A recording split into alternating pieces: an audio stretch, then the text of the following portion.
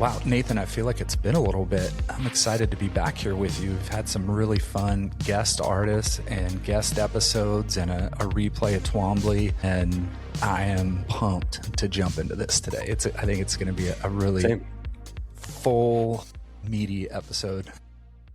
Meaty. Yeah, Meaty. No, same here. I do feel like that's a recurring theme of a lot of our standard episodes, whatever that even means at this point. But hey, it's been a while. Can't wait. All right, check. Yeah. Well, that's what happens when you got a lot of stuff going on. That's Right. I wish this was the only thing we were doing outside of making work, but do you really? Yeah.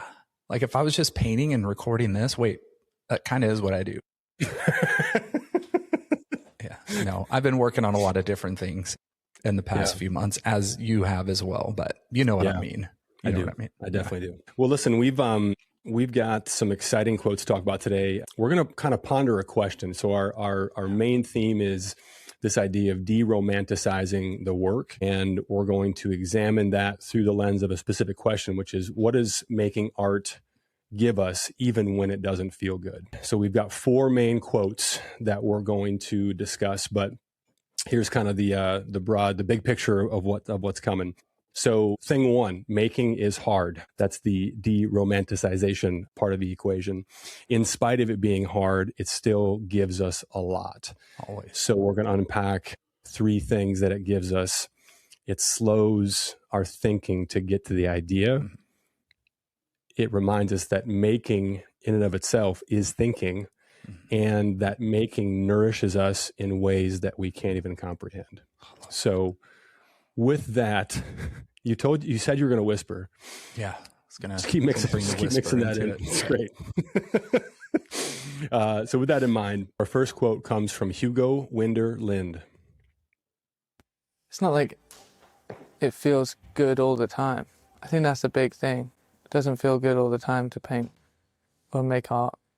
Like really exhausting, especially now with the expectation on you to become a sort of multifaceted, creative individual rather than just doing one thing. And there's a lot in there, Nathan. Definitely. There's just a lot in there. I've definitely been in the first half of that currently the last few months. Nothing just feels very good at this point. And it's absolutely more exhausting right now than it's been. And it's just, I don't know, it's just this funk I've been in of having, I think, created so much over a year's period of time, like really creating new ideas and new things and working it out, that all of a sudden I'm in this point where I haven't figured it out, but it's still moving, but nothing feels good now.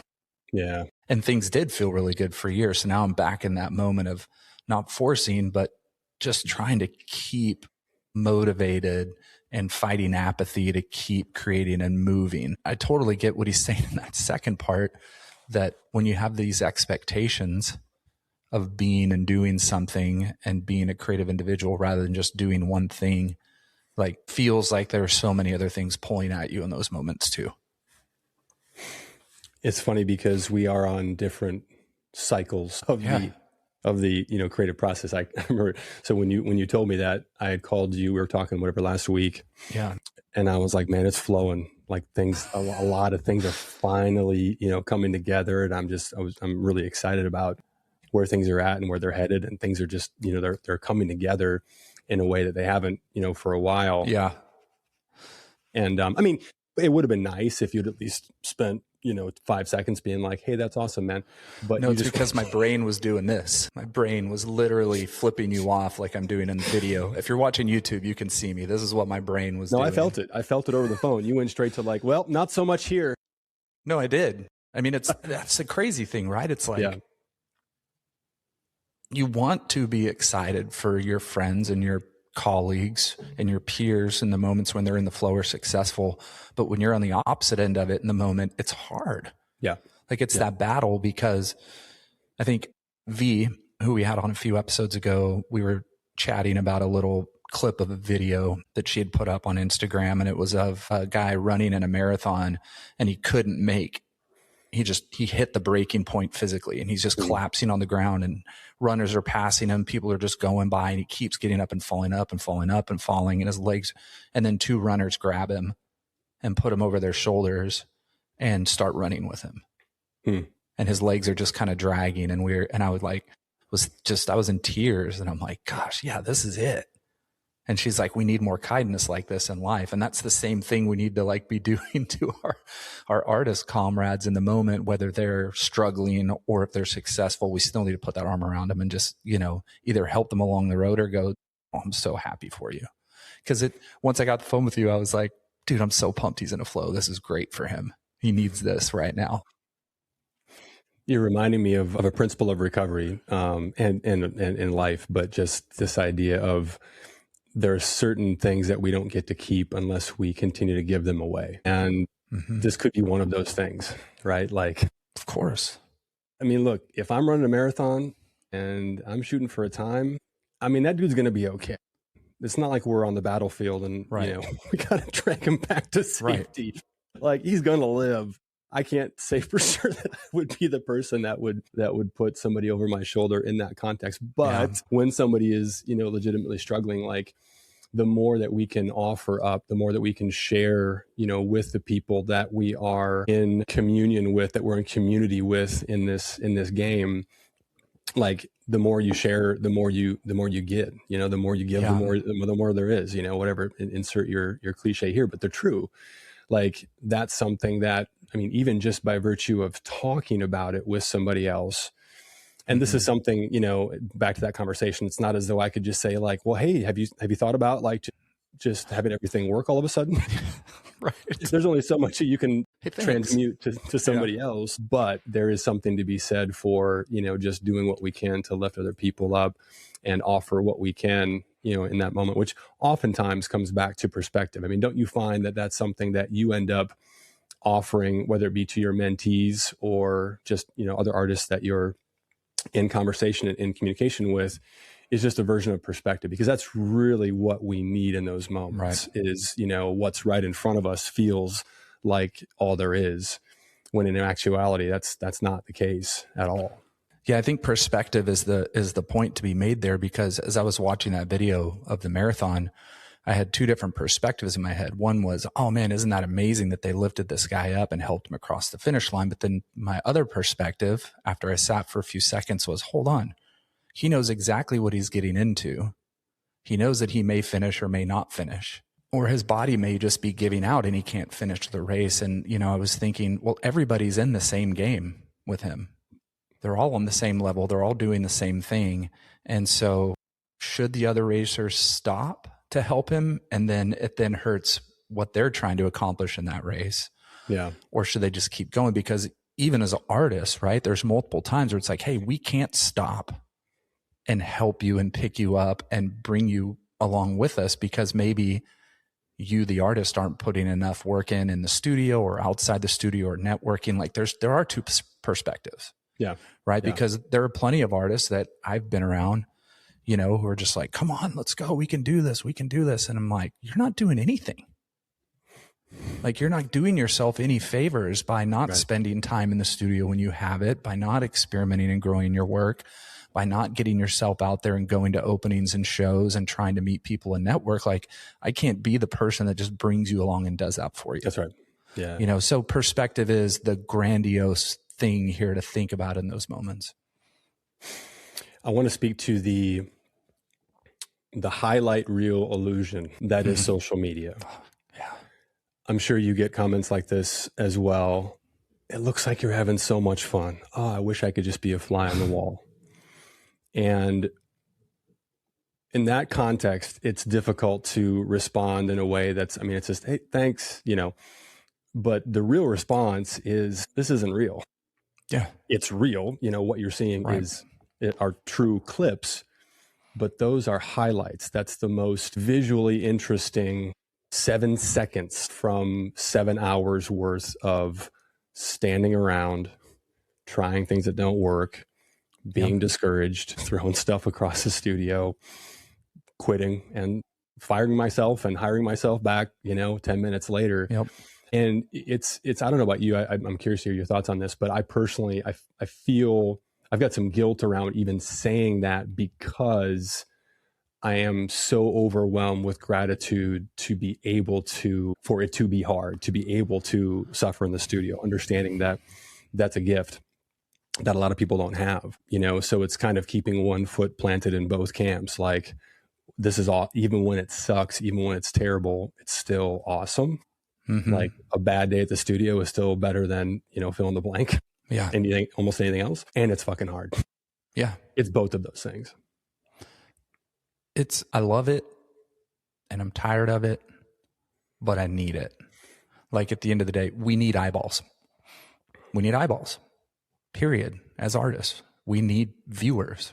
We need at least two if you're going to make at least art. two. Well, at least one. You can go with one. At least probably. one other. Yeah, you included as two.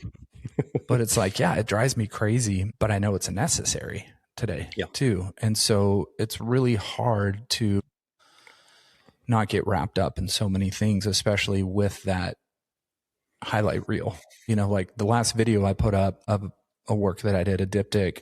I mean, it was like probably 3 weeks worth of work that I edited down to less than 2 minutes. And, you know, I'm cutting out Mandy coming in to the studio to say hi and me stopping working for a while. You know, there's all those moments in the day, you know, my studio assistant Cash, like walking through the painting when I'm trying to glue something down, or just moments of me standing there and just looking at the stuff. You know, I record everything, so there's so much to cut out. But yeah, if I just played the raw video, you know, you'd have 50 hours of me standing and looking and trying to figure out what to do next. Then you'd have, you know, 10 hours of actual painting. Back to that idea of perspective, you know, one of the things that I tell myself when I'm conscious about what I'm telling myself, which when I'm not is almost always something negative. It's a whole other conversation.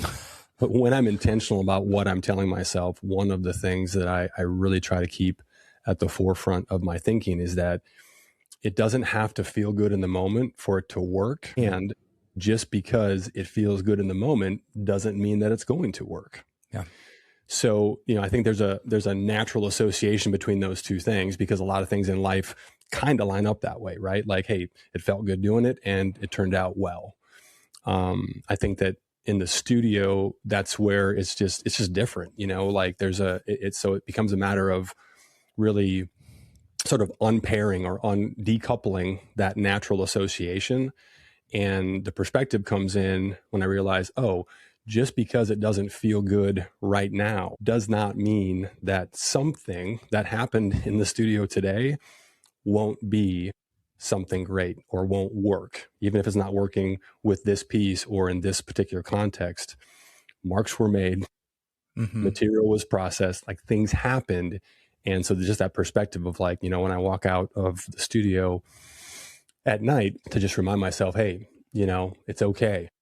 A lot of it just comes to being easier on ourselves, or I'll speak in the first person, being easier, you know, on myself, where when you're ambitious and when you hold yourself to a high standard, that can create a dynamic where you're only going to, you know, feel good at the end very occasionally, as opposed to associating productivity or whatever good things happening with a step in the right direction, right? A brick was laid. We don't know what we're building. We don't know which wall this is, but we laid some bricks today. And we might come back tomorrow and tear them all down. But even then, now we'll know where to build the wall tomorrow. I don't feel like I have a whole lot of time when I'm working where I feel really good. Yeah.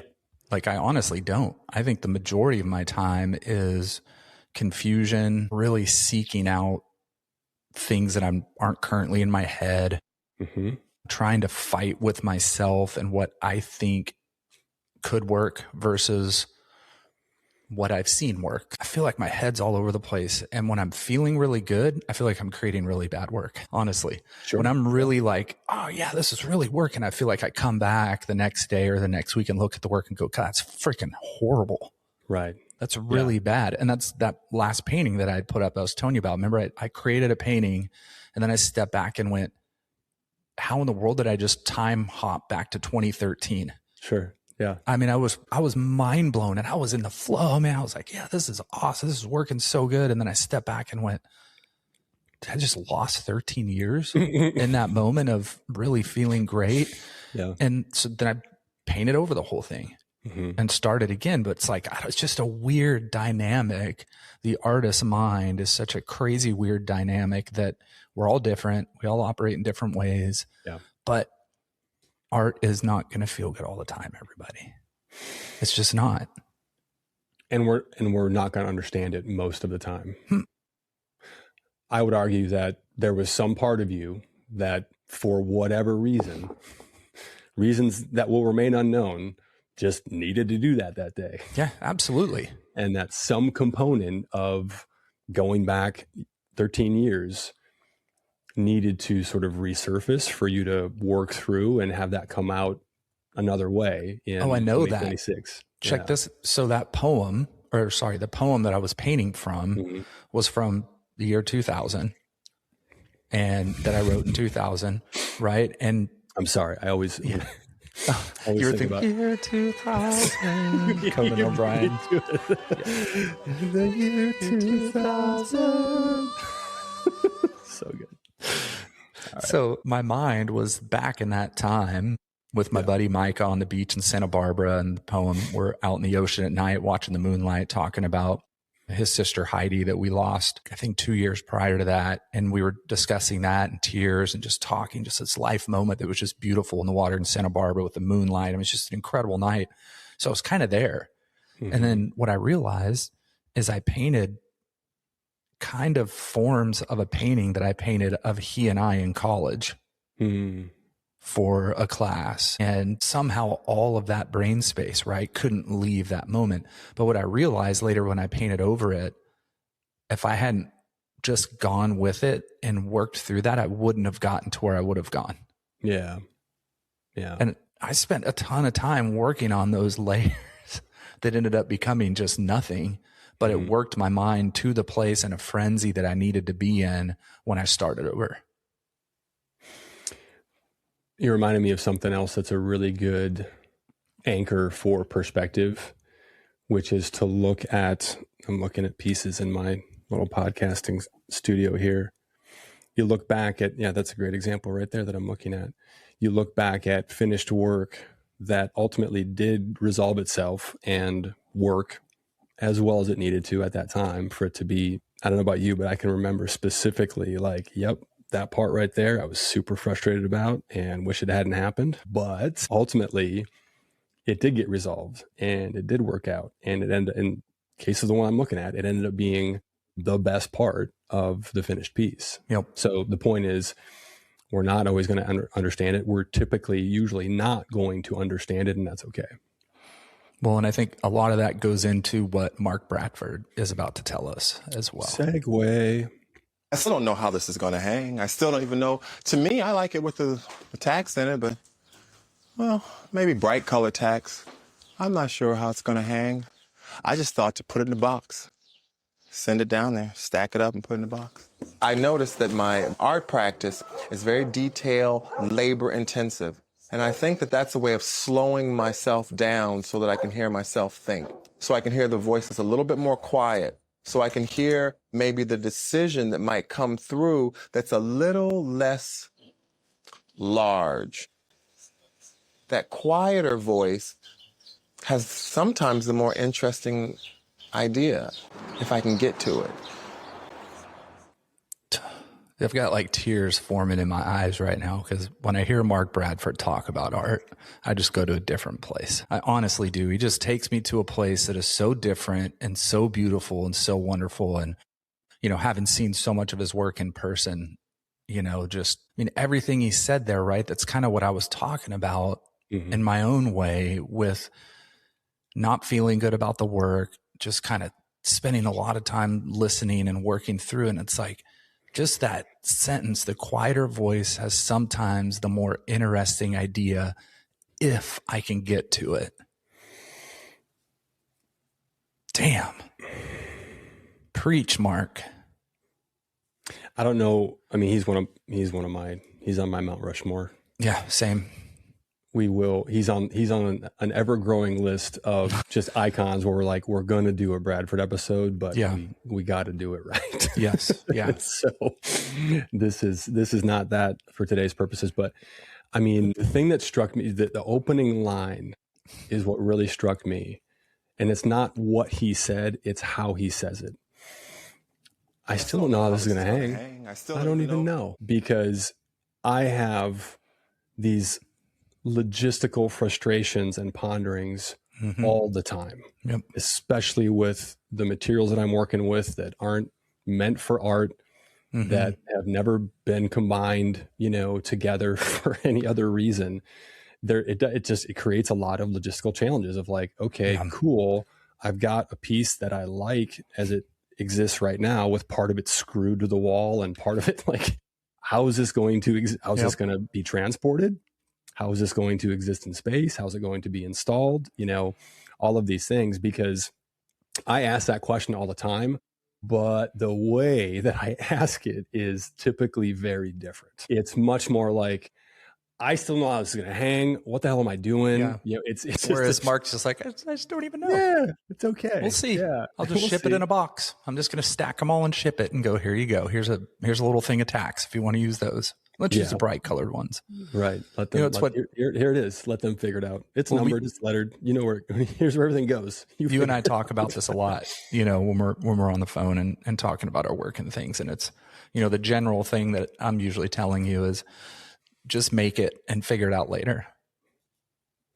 Get those ideas out, just make the damn thing, and we'll figure everything out later. Shipping, logistics, hanging, sitting, like all that stuff. Like, and I'm telling artists all the time, because we can get held back by the logistics. Yeah, we can. Trust me, some of you artists understand that, some you're not there yet, but there will be a point in time when you're experimenting and working on things and you start thinking about logistics. How can it ship? How will it be able to be put together? No, just make it, figure that out later. Then you get on the phone with your 10 art friends and you guys have a powwow and you figure out, how in the world are we going to ship this or hang it or put it up? I mean, that's why I love seeing so many different artists work when I go into museums. Yeah. Right. And I'm walking around and I'm looking at this artist, I'm looking at that artist, and I'm going, okay, just hang it from the ceiling by a single hook and just let it drape on the floor. Yeah. Boom. Do whatever you want to do. And it's okay if you can see the seams. It's okay if you can see the screws, or, I mean, that's where I have to actively short circuit my perfectionism, is wanting it to, right. Just being okay with like, hey, show your work. Like, yep, this is how this is held together. This is how this exists. This is, this is not one big, 8 by 14 foot, piece. And that's okay. I mean, you look at Bradford's work, almost all of it, you can see those things. You can see where, how it was certainly shipped modular, this 20 by 50 foot piece it's not just one that didn't come in a 20 by 50 foot crate. And I think it's funny that idea, and that's one of the things that you definitely helped me with when I was in one of your mentees, and that idea served me very well for a long time. I'm having to reconsider that at this point, as I'm starting to make work that I know, like I'm preparing, for some work that's going to be going to Spain this summer, and just thinking about, all right, some of these things are going to hang outside. There are some things that can be resolved at the end, and some things that I actually legitimately have to think through, because I can't, completely disassemble it. Or anyway, chicken or egg, at some point we're gonna have to figure this out. Is it now or is it later? Is a real question. But you have artists like Sam Gilliam, right, who give you permission to hang it every which way possible, right? His piece goes into a museum and it hangs potentially the way it was supposed to, but it's made to his drape paintings. They're made to be hung in multiple angles, different sides, different corners, and it changes every single time. Right. And then Len Sui, right? Another great example of somebody whose work on a wall can take on so many different forms. And he even at times is like telling the museum, right, installers, like, what do you think? Yeah. It's like, and then he's letting them kind of decide this fold here and this fold here and this hangs here, and I don't know. I love that about work. I love when art can do that.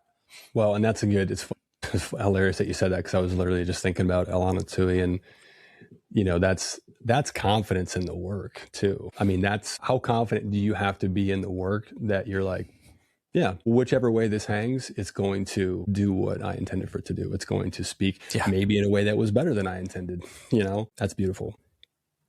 I didn't really add much there. You can cut that part out if you want. Okay. So I got something else on Mark here. So Ty, he talks about, I'm going to reread this part of this quote. I noticed that my art practice is very detailed, labor intensive, and I think that that's a way of slowing myself down so I can hear myself think. Yes. I pondered on this for a long time as we were preparing as I was preparing for today's episode. So we talk a lot about sitting and listening, which is extremely necessary and valuable, but movement is also an excellent way to quiet the mind, especially when it's repetitive labor, which I do a lot of. It's a way of giving the monkey mind a task to focus on. All right, hey, just do this, right? The monkey mind's I'm doing something. I got to figure out what to do with what do I do with my hands? I got to figure out something to do. Let's get that out of the way. So when I sit, I listen and I write. When I'm moving, I'm listening and I'm talking back out loud. This is something I've fully embraced. I realized, so I've got a new studio assistant who's been helping me out. He's awesome. And just part-time. Yeah, guys, it's like 8 hours a week. Okay, I don't have a full-time studio assistant, just to be clear. But he's awesome, and he's been a great sounding board. And he's kind of gotten a good sense of my flow and sort of way of being. And I just told him, like, listen, because I've had other people help me at different times in the past. And he's like, yeah, I've just kind of realized that the first 30 minutes of every day is going to be us walking around and you talking to get to a point where what you want for us to do or what you want for me to do. And I kind of just need a spotter, like just somebody to be there, while I'm externally processing. They realize nobody else has to be in the room. Like, it's totally okay just to talk to myself. And so I do a lot of that. Obviously I can't be writing and capturing ideas in my lab notes or in my journal when I'm physically doing other things, but I can absolutely work through these ideas. And there's something about, if you're an external processor like I am, and I think the way that you are as well, probably we both are. That's why this whole podcasting thing, works. But it's something that it's very valuable, and you don't need to have somebody else, there. So oftentimes I just need to hear myself say it out loud. And it's like, oh, okay. And then I can listen to the material that I'm working on. I can listen to what I'm doing and be in audible conversation with the work in real time.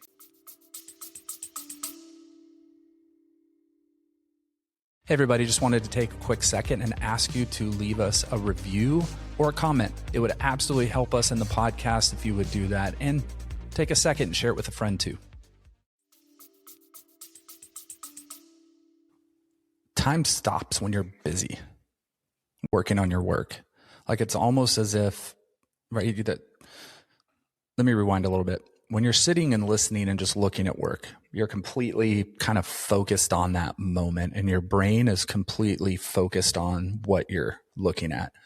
When you're busy working, your brain moves into a different function. It's like driving.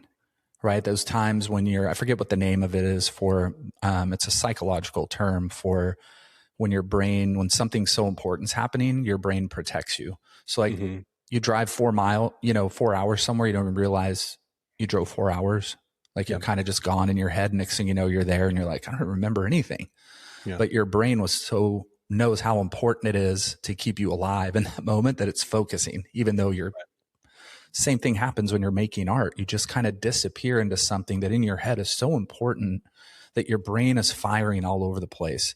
And so for me, it's like when I'm really working, especially like when I'm really focused sewing or working with fibers in this moment where I'm just completely in on this. And yeah, it's like so many things come to me in a way that's completely different than when I'm just sitting and listening.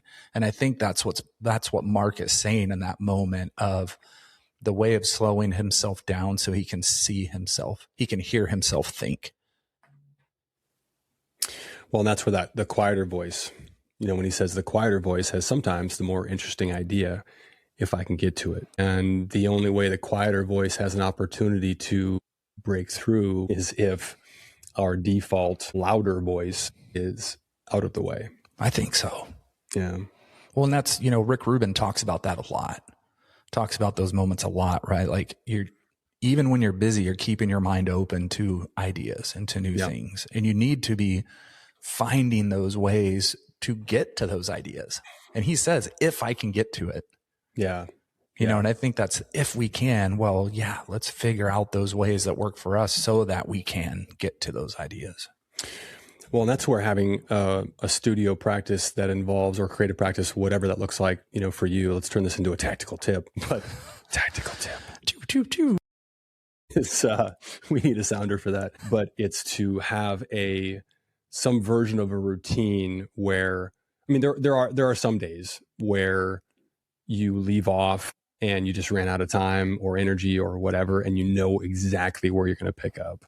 Mm-hmm. But there's way more days, for me anyway, where it's like, all right, let's survey the chaos of the day before. Let's see what we got. Let's look at all of our babies with fresh eyes and see what's what. But to the idea of routine, moving things around, cleaning up the space, setting things in different light, just getting your hands on things, that in and of itself sort of, primes the pump for the work that's going to follow, I think. Yeah. Some people think I'm working, but they don't realize I'm thinking. You lose a lot of time thinking. Might as well be producing or making something while you're thinking. What do you mean by thinking? Well, what is happening? What am I concerned about? What would I like to accomplish or do today or tomorrow? And how am I going to do it? And in order to do it, what do I have to exclude or avoid? Because Paris is a very noisy, busy, confusing, chaotic city. And I live right in the middle of it, and I'd like to still have an advantage of being in a nice, cultural and beautiful and interesting place, but also to keep my peace of mind and quiet too.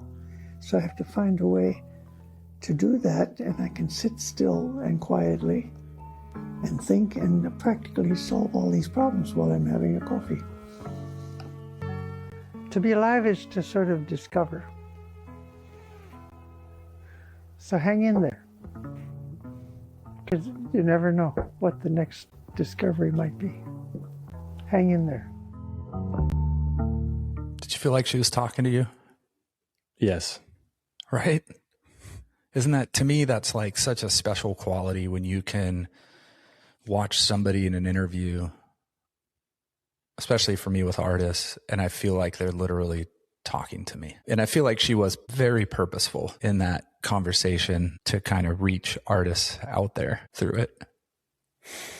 I just looked up. She's 91 today.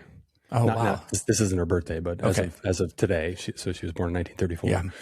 I don't know how old that video is, but she was certainly in her, mid 80s when she said that. My point in sharing that is that when artists who have been making work for 6-7 decades share wisdom, that's real.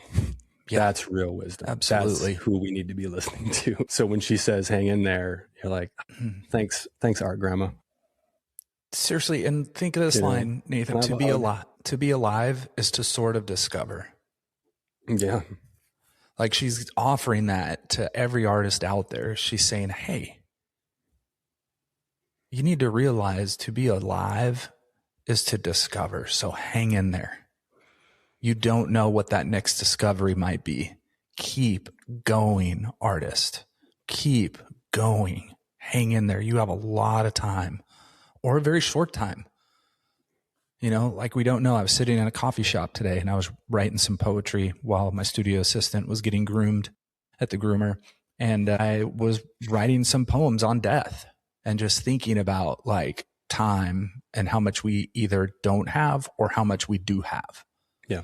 And so hearing Sheila say this, and I was thinking about these quotes that we were going over today as well, because they've been in my head, but just thinking of that, like to be alive is to discover. We should be living in a state of discovery every day that we're walking and breathing.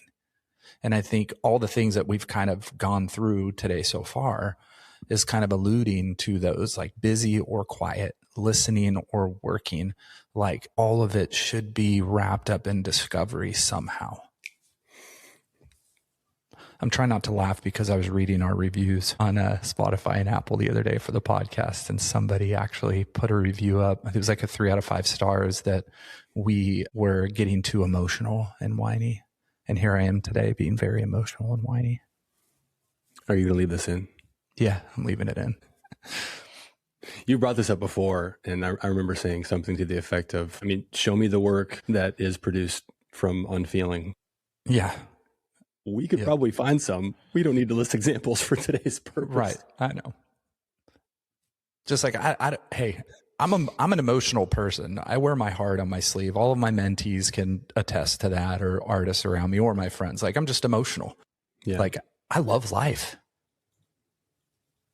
And I want to live it to the fullest, in the heartbreak and in the joy and in the loss and in like everything that's wrapped up in life, whether it's painful or horrible or beautiful. Like, I'm still alive in it, and I'm discovering something amidst all of that. To bring it back to Sheila, all of those moments are giving me discovery.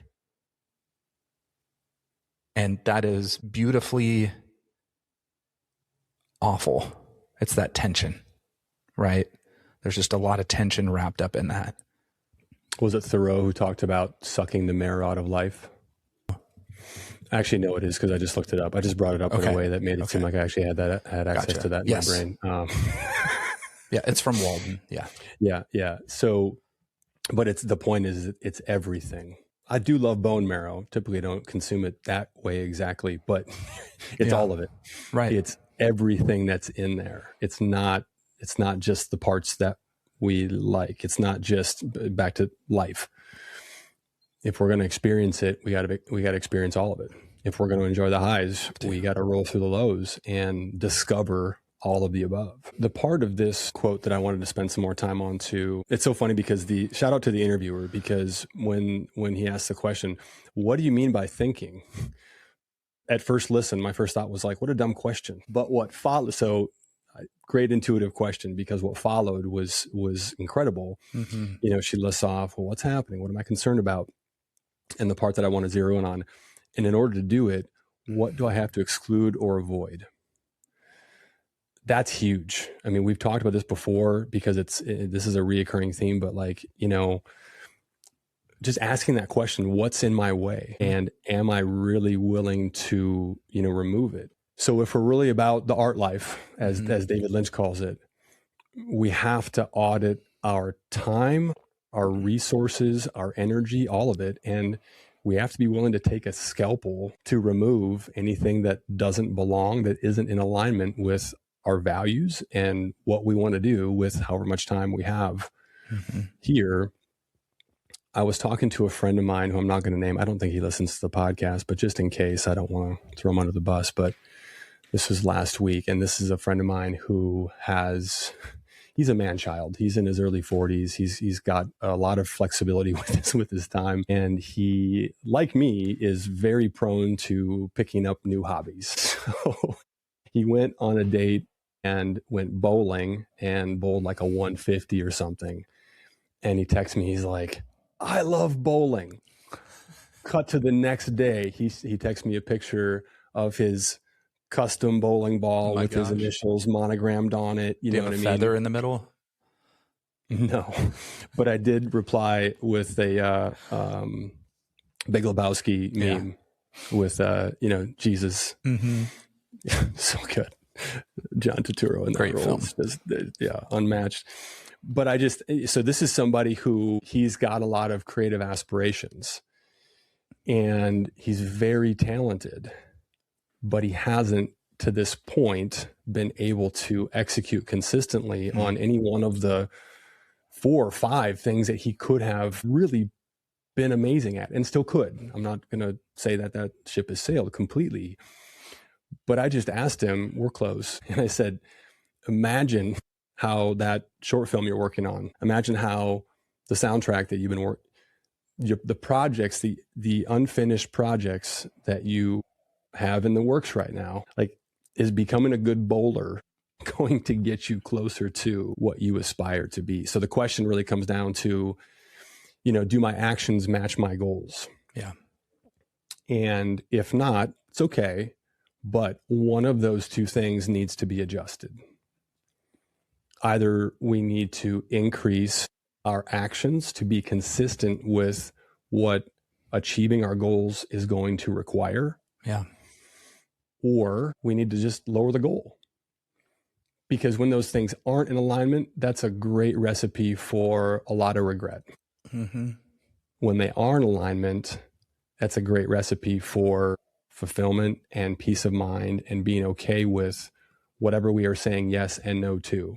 Every time we say yes to one thing, we're in this moment, you and I are saying yes to recording this podcast. Yep. That means we are, by extension, saying no to everything else that we could be doing with our time in this moment. Yeah.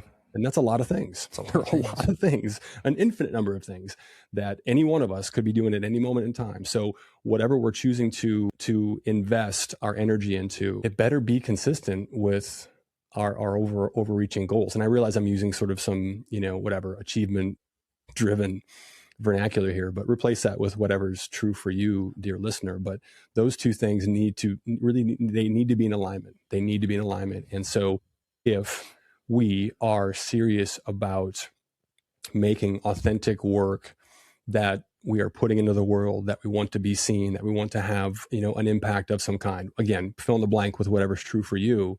But if that's real, if that's a real desire, if that's a real, compulsion that we have to do, then it means, to Sheila's point, that we're going to have to exclude and avoid a lot of other things. And a lot of the things that need to be excluded or avoided they're not inherently bad things. There's nothing wrong with bowling. Bowling's cool, I guess. But how much time do you want to put into the things that aren't necessities, that aren't in full alignment with our true calling, is the question that we have to ask. Yeah, I've been thinking through that a lot in the last probably month and a half, as I haven't been making much art as much as I want to, just kind of being in that funk of figuring out where I want to go next with things. But I could either sit around in that time and just be frustrated with myself and upset and not do anything, or I can be proactive in things that keep my thinking focused on what I'm doing. So I've literally been pitching literary agents for my novel that I wrote a few years back, and rewriting my query letter and rewriting my synopsis and just doing all kinds of research and things. But in that whole moment, I'm still thinking about the work. I'm in my studio. I'm looking at work. I'm thinking through, I'm making notes. I'm writing down ideas and things in the process of the other thing. Right. Mm-hmm. And then I've also been, as we've talked about, you and I personally, I've been building an app from all the curriculum from my mentorship program. But because I've been constantly in that and getting stories from artists who've been in my program, and then thinking about stories while I'm building in and writing things for my curriculum, it's still keeping me focused on those things, because it'd be really easy for me to spend 3 or 4 hours a day watching films, watching movies, and just brain wasting, you know what I mean? And just being frustrated. I don't know if there's anything more easy to do today than to just end up streaming film and TV for hours on end when you don't feel like doing anything. I mean, doom scrolling is probably even easier. Those things I would kind of throw that into, or just doom scrolling for 2 hours, and then your brain is drained, right? And you don't have any energy to even focus or think about anything. Because usually, if you're an artist and you're doom scrolling, you're not really, doom scrolling fail videos for 3 hours. You're kind of doom scrolling the artist on your feed and what they're doing and the accomplishments they may be making, and watching their highlight reels. And thinking that they've got 50 years up on you because of their highlight reels, when they might be in the same place you're in. And then you don't want to make work for a week. Yeah. There's a lot of danger in those things. I guess what I'm kind of getting at in that is that I don't want to miss the discovery. So even in the moments where I'm not really able to just jump into my work, I'm trying to find ways to be creative outside of it that still keep my mind in a creative mode. Yeah. If that makes sense. 100%. Even just considering that idea of discovery itself. I referenced this a while back. I read a book a few months ago called The Explorer's Gene, and I've referenced that a couple of times in previous episodes. But one of the biggest takeaways that has really stuck with me from that book was how 99% of every discovery was off course at any given moment.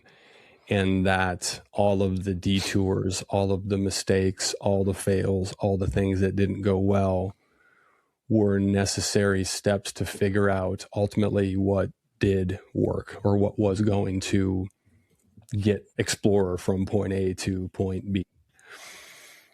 That's super relevant. It's just to, again, back to perspective, that idea of it's okay if I'm not on course right now. Yeah. Realizing that the next piece that I make that is linear in its creation, where A leads to B, leads to C, leads to D, and we're done, will be the first. Yeah. And I say that acknowledging that it probably will never happen. And I'm not even sure that I would want it to if it could.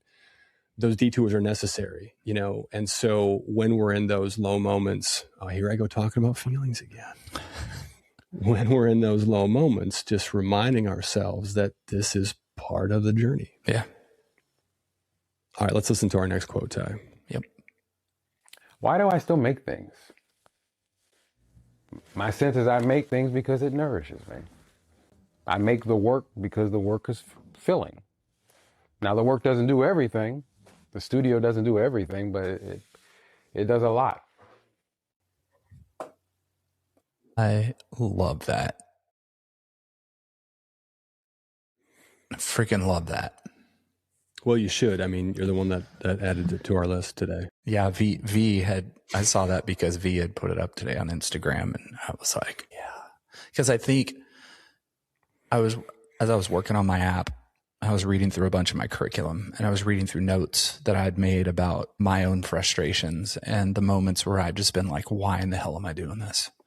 Why am I putting myself through this? Those hard artist moments. I was at the Kurt Vonnegut Museum in Indianapolis just last month with my buddy Jeremy when we were there. And I sent you a picture that they had inside this glass box. And it was a box, like an old shoe box. It was just torn and kind of ripped up on the edges. I'll put a picture of it up in the YouTube video for this cast. And it was his rejection box from all the rejection letters that he had. And he had it written on there. I think it said rejections.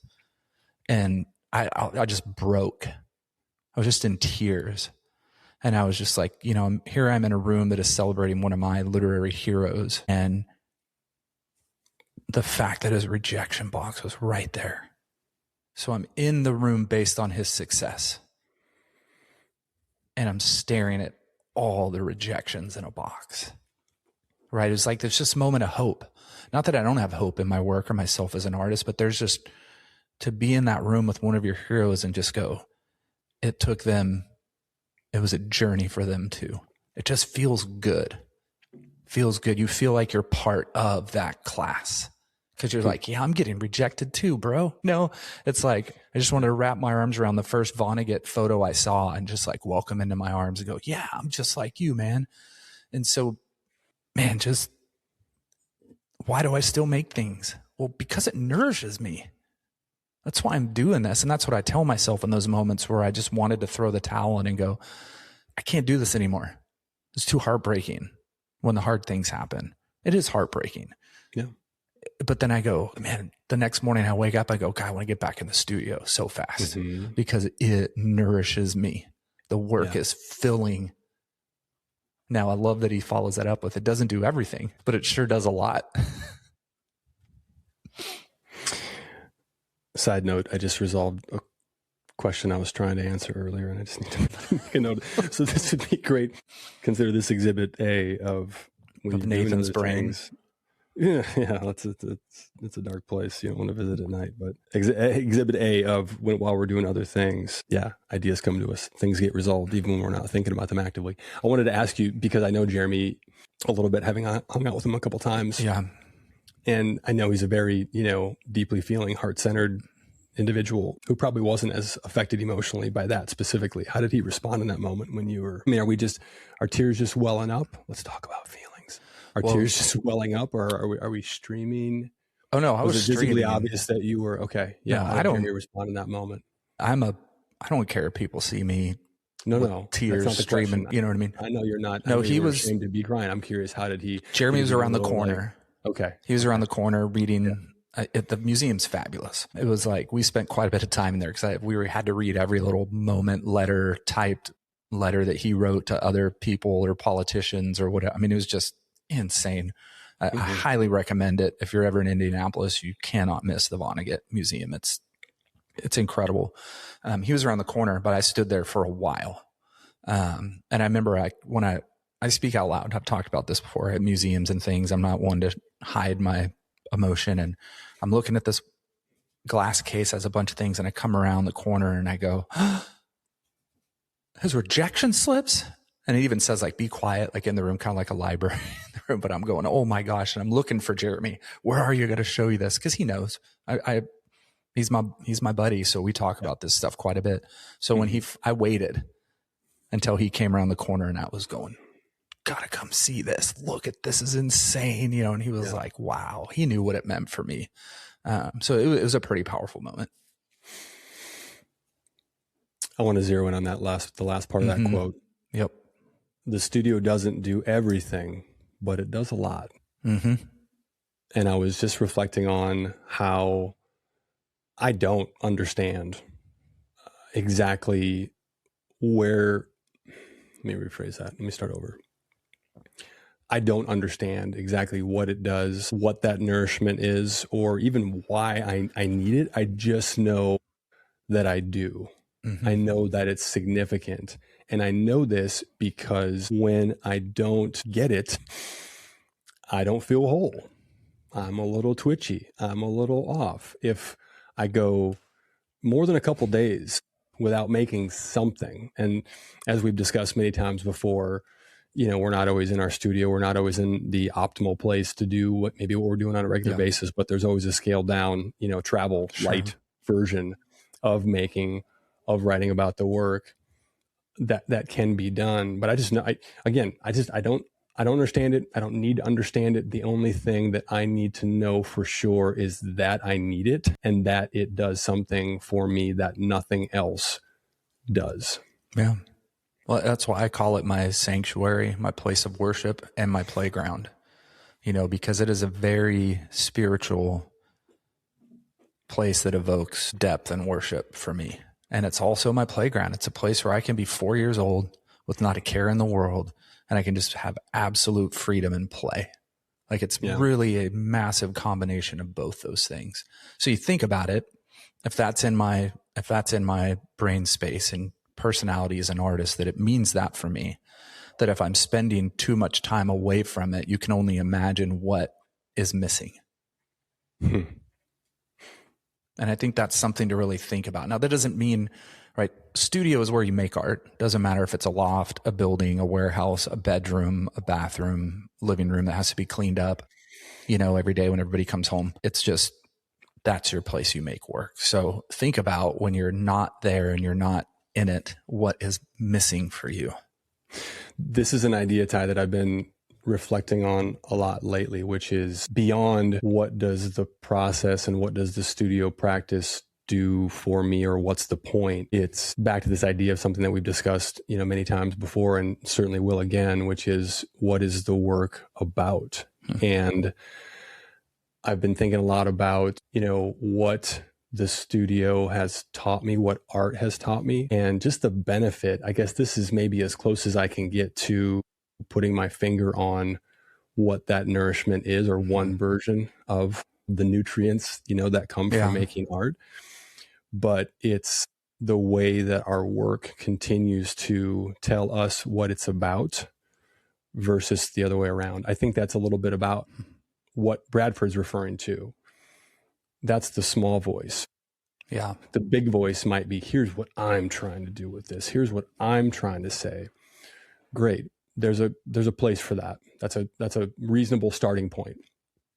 But ultimately, the work tells us what it's about. And for me, understanding how my experience with recovery and my personal transformation as an individual, going from an addict that almost, lost my life and or my freedom to what my life is today, it's been so nourishing to be able to really understand something that I didn't at first. I didn't know. I didn't have a grand plan to say what I am now attempting to say with my work, but the work told me. And that's such a beautiful, beautiful thing that I'm so thankful for. Well, so a couple days ago, it might have been last week, you put up an Instagram video that for me was extremely powerful. And I know for a number of our friends, artist friends, it was very powerful. And it was just a short reel where you were celebrating your 24th year, right? Mm-hmm. 24th year of recovery, which congratulations, just a beautiful thing. And you were sharing your story and your process with work and really the nourishment that it's brought you in this journey that is now at 24 years of fight and as well, not just with fight, but of giving back the way that I've watched you and observed you give back in that community, in the recovery community with numerous addicts of different levels. Just been incredible to watch. And knowing you now with that and knowing your work and process, to me, it's just an absolutely deeply motivating thing to see all of those things kind of come to fruition in one, and that nourishment being found in the studio, but also recognizing that it doesn't do everything. Because I know your life outside the studio too, there's a lot of purpose and intention. And so you have to have that balance of all of those things, knowing the studio doesn't do everything. There's things outside of it that does, but the studio sure does a lot. Yeah, preach. But I highly suggest everybody go to Nathan's Instagram and watch that reel. All right, so let's wrap this up. We talked about how making is hard, how it's not always fun. We talked about, in spite of that, it also gives us a lot. It slows our thinking to get to the idea. Is making in and of itself is the thinking, and that it nourishes us in ways that we can't even comprehend. Any closing thoughts, Ty? Anything you want to add? Do you feel complete? Any other feelings you want to share?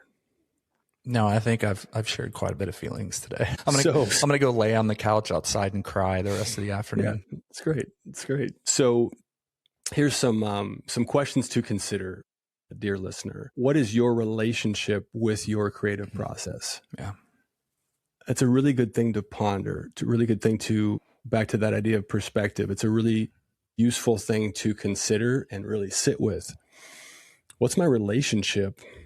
Not just with the work, not just with the result. What's my relationship with my creative process? And how can we embed more perspective into the here and now? How can we remove ourselves from the frustration, all the moments when things aren't going well, to keep perspective, to keep that high level view of, but it's going somewhere.